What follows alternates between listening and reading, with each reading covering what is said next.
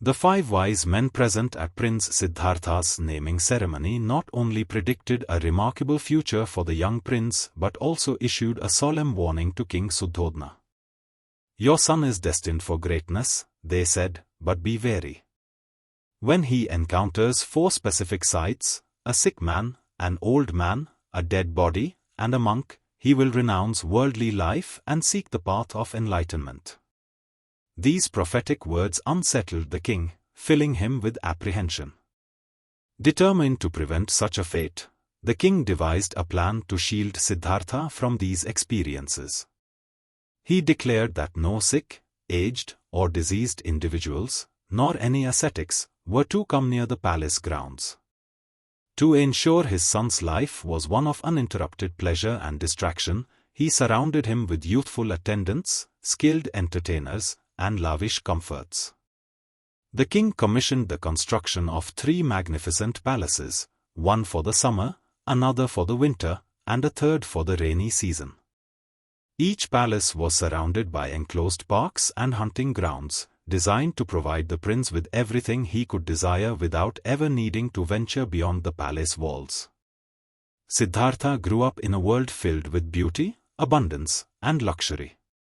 Gardens bloomed with vibrant flowers, melodious birdsong filled the air, and his days were accompanied by the performances of dancers and musicians.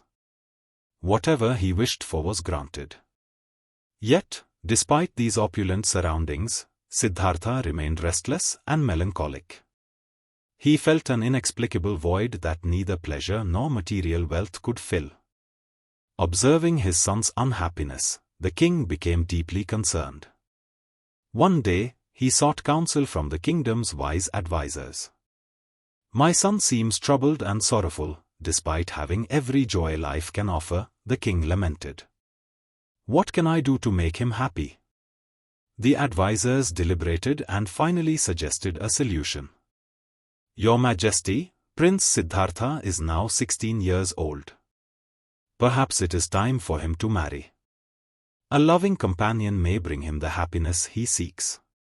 Eager to brighten his son's spirits, the king ordered a proclamation to be made across the land, summoning all the most beautiful and noble maidens to the palace.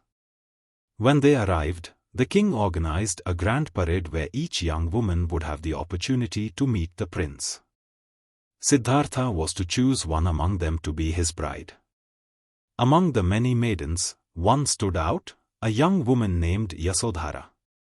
She was not only strikingly beautiful but also kind-hearted and intelligent. Her grace and charm captivated Siddhartha instantly. As he observed the maidens, Siddhartha presented gifts to each of them, but the gift he offered Yasodhara was far more precious than what he gave to anyone else. This subtle yet profound gesture revealed the prince's choice. The king, seeing his son's affection for Yasodhara, was overjoyed. He welcomed her into the royal family and gave his blessings for their union.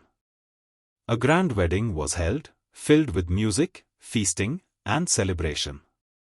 Though Siddhartha's life seemed perfect from the outside, even his marriage to Yasodhara would not quell the deep yearning within him, a yearning that no worldly attachment could satisfy.